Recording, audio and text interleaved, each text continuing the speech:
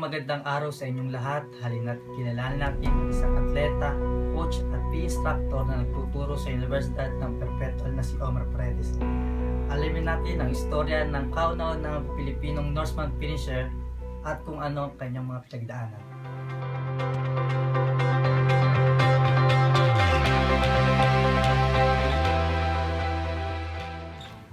Good morning. My name is Omar Paredes. I'm a PE instructor, a swimming coach, and a triathlon coach.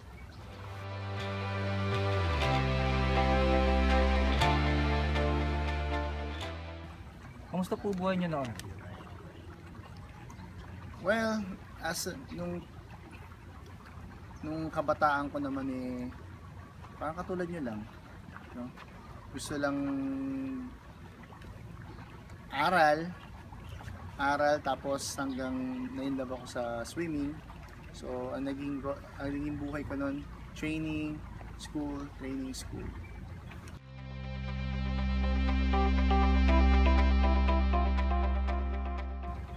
Ano po nag-inspire sa inyo para maging isang atleta? Kasi sobra kong nagustuhan yung sport ng swimming. So after nung college years ko, sabi ko, paano na? Ano nang susunod after ng swimming? May nag-introduce sa akin sa triathlon. Sinubukan ko yung sport. So nung una nahirapan ako, pero sabi ko parang gusto ko tong sport na to. Kasi medyo challenging siya. Tsaka fulfilling pag nag-finish ka. Sir, ano po naging buhay niyo bago kayo maging isang atleta? I started as a swimmer back in 1999. I started doing triathlon after my college years. Someone introduced me to triathlon. So since then, I fell in love with the sport. Ano po ba naging trabaho ng magulang niyo dati po? Yung mother ko is housewife lang. Sa bahay lang siya. Tapos yung father ko ay nagtatrabaho siya sa resort. Paano po kayo nag-aaral ng kolehiyo? Ano pong course niyo po? Yung undergrad ko, I'm a BS Fisheries major sa aquaculture. And since I love ko yung sport ng swimming, after nung college ko, I took diploma in PE sa UPLB. So, kaya ngayon, napunta ako sa sport, naging PE instructor ako. Saan niyo po nalaman yung triathlon? Doon kasi sa UPLB, may grupo doon ng mga triathletes. And since we trained doon sa same pool, na-influence nila ako doon sa sport ng triathlon. Saan niyo po nakalala yung inyong asawa? Actually, sa swimming rin, magkakilala kami way back. Then, nag-meet lang uli kami noong 2009 when she raced dun sa Ironman Langkawi. So, yung story is I was aiming to race dun sa Langkawi. I want to take the overall dun sa Pinoy delegation, kaya lang nag second place lang ako. Then nung nakita niyang nag second place si Omar, medyo may dating pala daw yung malakas, sabi daw niya malakas daw ako. Tapos ayun, nakita na rin pogi daw ako.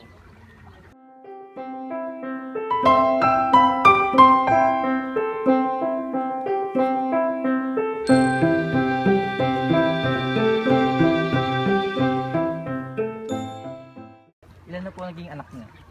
Meron akong isang anak. She's a 5-year-old. Her name is Nila. Bakit po triathlon? Well, triathlon is a sport with 3 disciplines. Triathlon. So, meron siyang swimming, biking, and running. Nag-start to nung way back 1978. Actually, kasing edad ko na yung triathlon.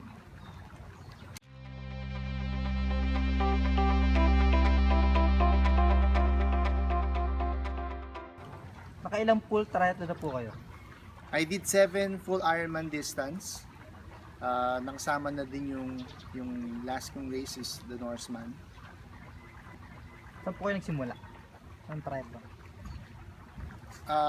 Well, 1999, 2000, hindi pa ganun kasikat yung sport ng triathlon. First triathlon ko is sprint triathlon sa Ayala, Alabang. Paano niyo po pinaghahandaan ng isang triathlon? Well, every race naman, I train every day. So kasi I coach some athletes. So every year and sa team ko sa Herbalife, we have mga races sa may race calendar kami. So regular yung pagte-training ko. Ano po pakiramdam pagtapos ng isang triathlon? Well, it's a rewarding feeling kasi after ng mga pinagdaanan mong hirap dun sa 3 disciplines and nag-cross ka sa finish line is a accomplishment. Iba yung pakiramdam when you finish such a race. Hello guys. Mission accomplished. May bonus. Black shirt. Para sa inyo to. Para sa Pilipinas. Para sa mga kaibigan ko, mga triathletes sa Pilipinas. Mga kaibigan. Sa mga sponsors ko. Sa Herbalife. Thank you po. Sa Connie, Trio Family, sa lahat ng sumuporta at tumulong. Sa mga mahal ko sa pamilya ko. Mga kamag-anak. Estudyante. Sobrang hirap. Sobrang hirap. Nasuwi mumulan na, lamig kami. Sabay kumulan. May time sa bike, gusto ko lang tumigil ilang beses. Kasi sobrang lamig, basang-basa talaga. Yung sugar ko bumaba na. Ilang beses kong pinil makarecover. Buti nakarecover ako. Tapos dahan-dahan lang. Ang dami lumampas. Pagdating ng run, pang 140 plus, 149. Sabi ko, kaya ko ba? First 25k, nag-pace ako. May nakasama akong taga-Greece. Nag-pace kami. Ang laki ng tulong niya. Tapos pagdating dito sa Zombie Hill, pinush ko siya. Nagtulungan kami. Sobrang pasalamat ako sa kanya. Pasalamat siya sa akin. Teamwork. May time talaga bumibigay ako. Pero yung moment na iisip ko yung kayo, Pilipinas,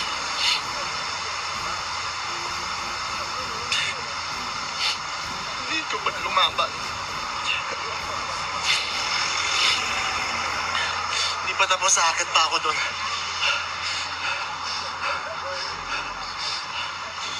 Pero kung di ko na inabot yung taas, mukhang ang lamig eh. Pag December 7.5, pababatain ako pag hindi ako kaabot ng 1 hour.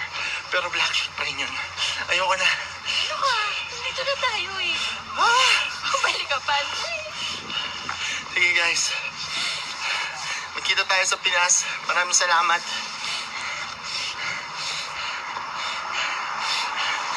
Para sa inyo to.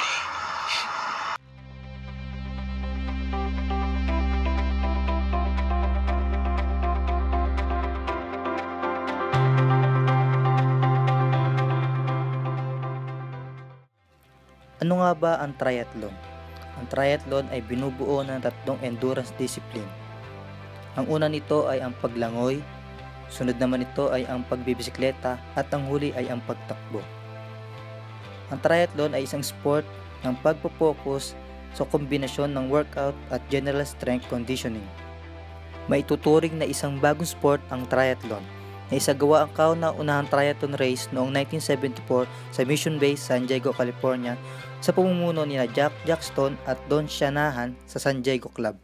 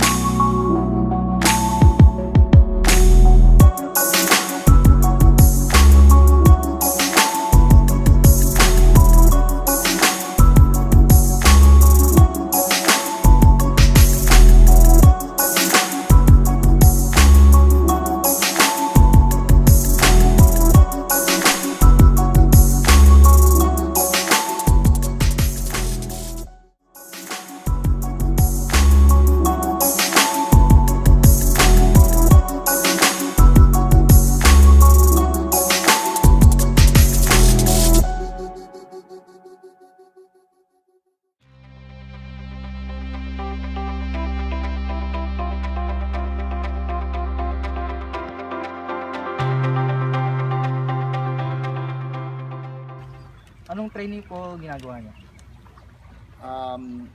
Actually, we do circuit training, we do runs, yung mga iba-iba variations training sa takbo. Like we do run intervals, we do hill runs, we do mga long, slow distance runs for the endurance. Also, we do long rides on a weekend, and yung swimming, 4 times a week kami nagsiswim. Ano po yung Norseman? Norseman is a triathlon. Actually it's extreme triathlon with a full distance. It's a 3.8 kilometer swim in a icy cold water.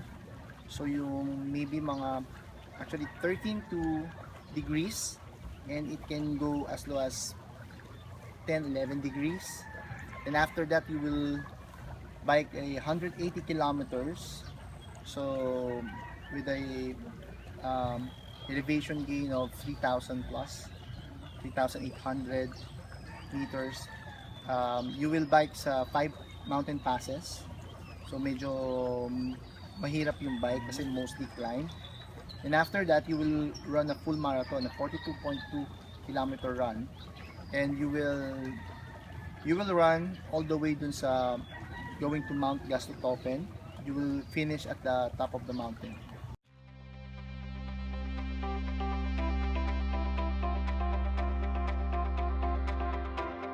Ang Norseman Extreme Triathlon ay isang non-Ironman branded triathlon na ginaganap sa Norway kada taon.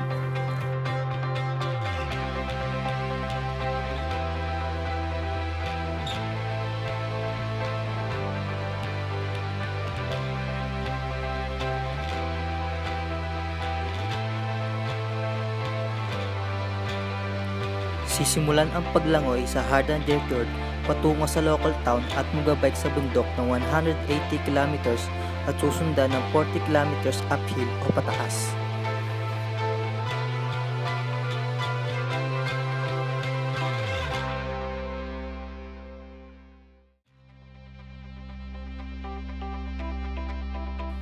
Matapos ang pagbabike, tatakbo naman ang mga competitor ng 42.2 kilometers. Una ay 25 kilometers to Rujukan, sunod naman ay sa Mount Gastotupen na may taas na 1,880 meters.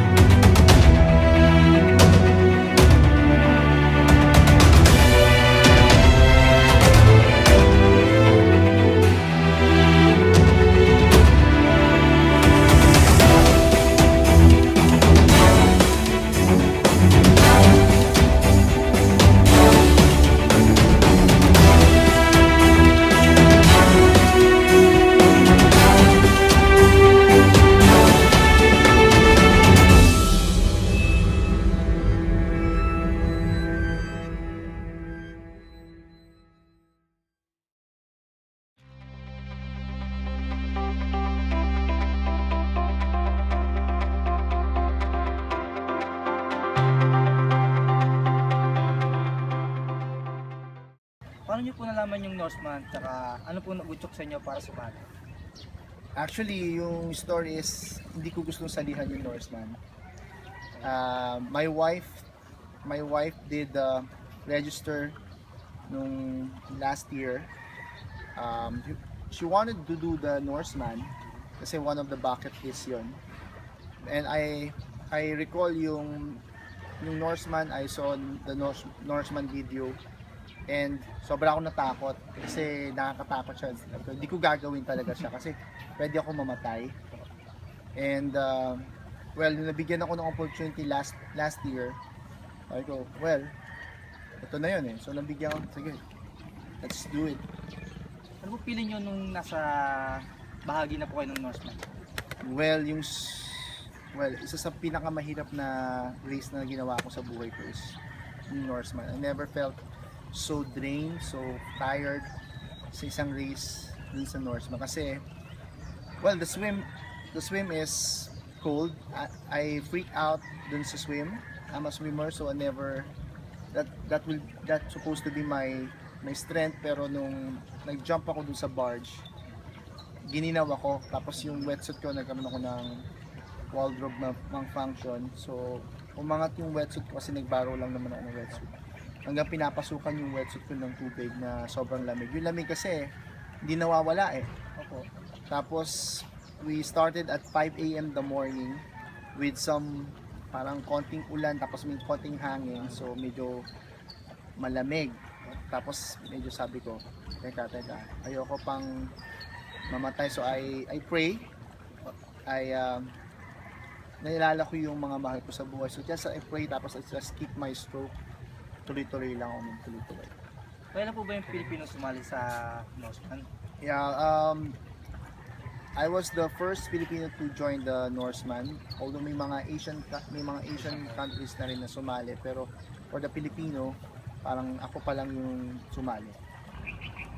After po ng bike, So running. after nung bike ko, so I was so tired dun sa bike kasi I had nakakapagod po eh. trouble dun sa bike kasi from the 70 kilometers all the way to 140 kilometers of the bike, umuulan siya.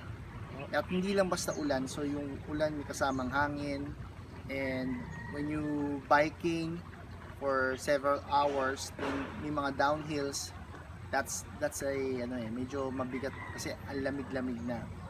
Nabasa na lahat ako, nabasa na yung kamay ko. So I remember my wife gave me a dishwashing gloves kasi yung aming mga gloves ay nabasa na.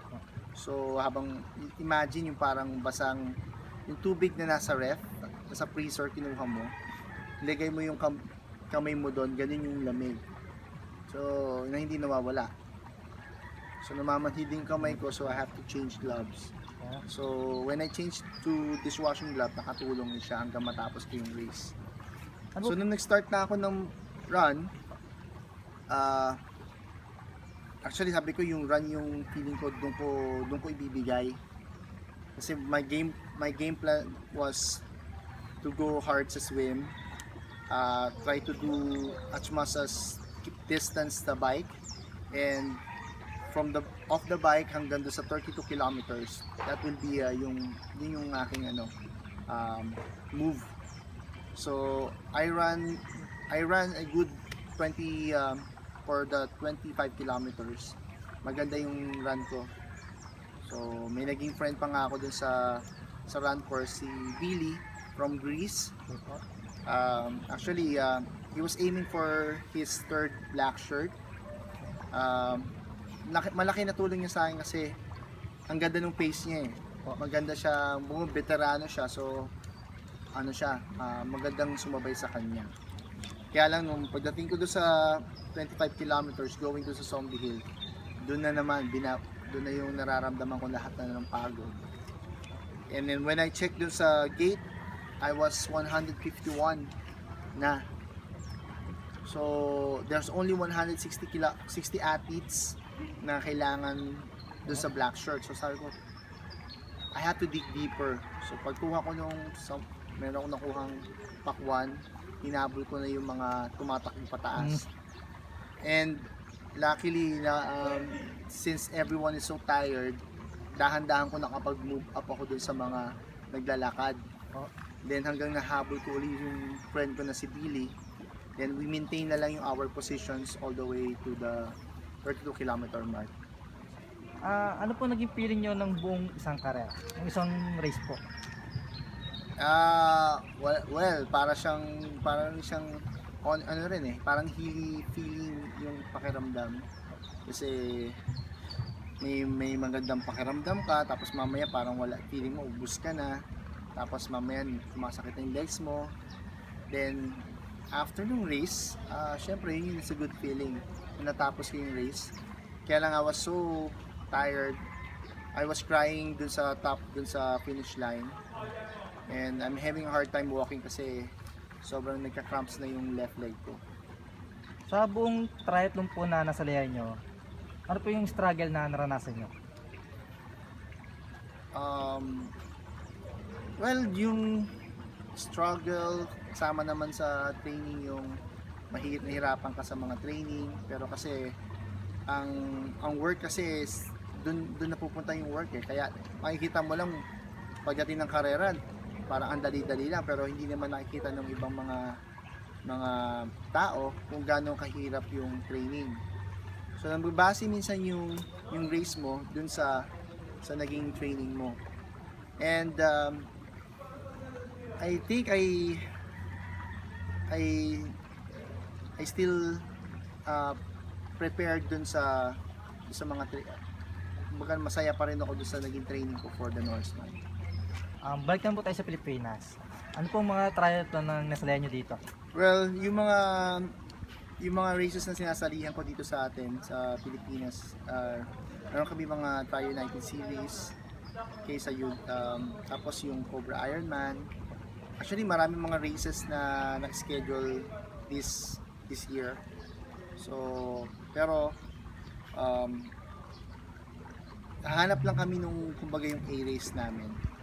So yun talagang kung ano yung pinaghahandaan sa lahat. Ano pong triathlon dito sa Pilipinas ang nahirapan po kayo?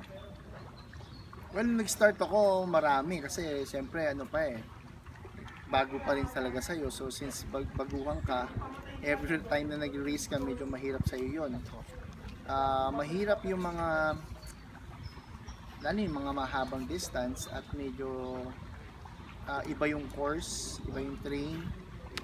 So puro pag may mga yung bike ay pataas, ganyan. Pero nung tumagal ako sa sport, medyo maayos-ayos na rin. Kumbaga nakukuha na ng katawan ko yung style dun sa sport. Sumali na po ba kayo sa isang Ironman?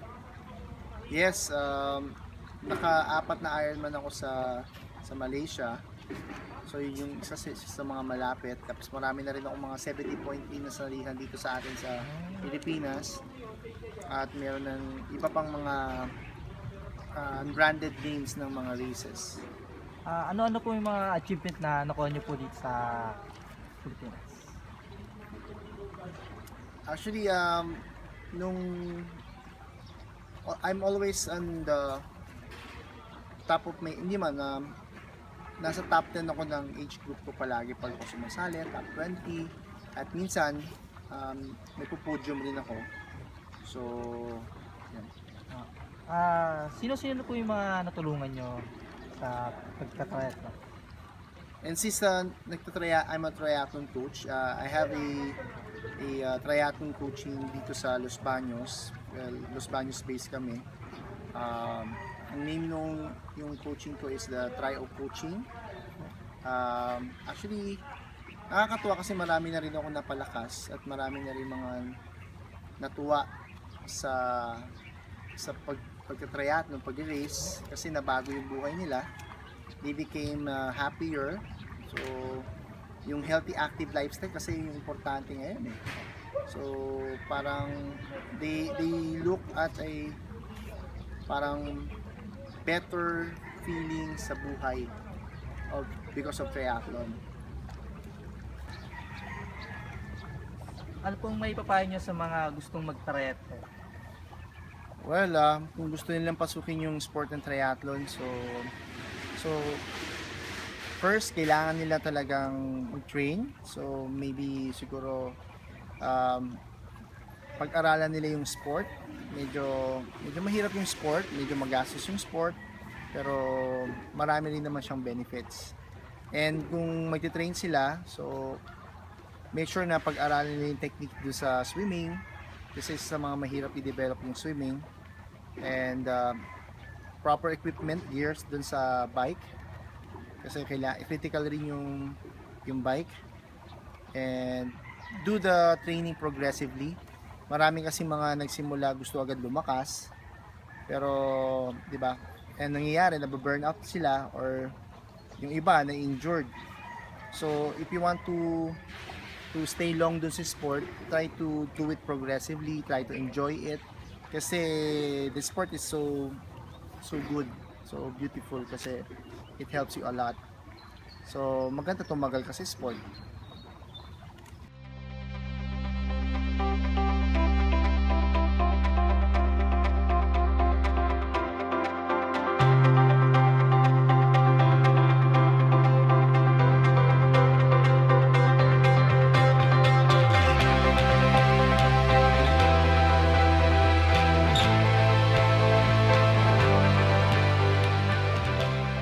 Sadyang isang napakagandang inspirasyon at kahanga-hanga ang tulad ni Omar Paredes, ang kauna-unang Pilipinong Norseman finisher na kung saan hindi biro ang kanyang mga pinagdaanan. Naway maraming atleta ang maging tulad niya. Muli, ako si Ralp Canullas at ito ang istorya ni Omar Paredes. Ako si Omar Paredes at ito ang aking buhay.